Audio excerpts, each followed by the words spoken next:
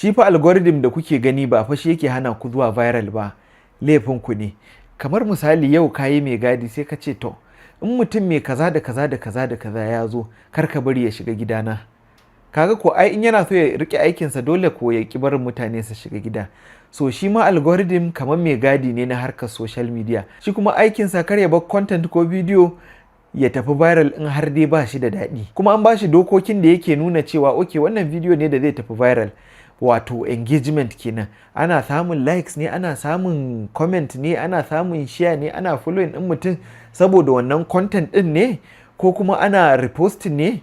So duka ire-iren wa'innan abubuwan yana dubawa ne ya gani. Yau in kai posting zai ɗan nuna mutane kaɗan su gani. Wa'innan mutanen da ya nuna mawa suna liking ne, suna commenting, suna sharing ne, suna following ɗinka ne ko ya abin yake ne. Saboda mutane ne da basu san ka ba. So in aka samu kana da irin wannan engagement ɗin sai ya ci gaba da tura bidiyon ka ma wasu mutanen haka har ka tafi viral. Haka abin yake tafiya viral. So in bidiyon ya taimake ko yaya ne ka tabbata ka yi liking sannan kuma kana following ina domin ƙara wayewa akan harkar content creation.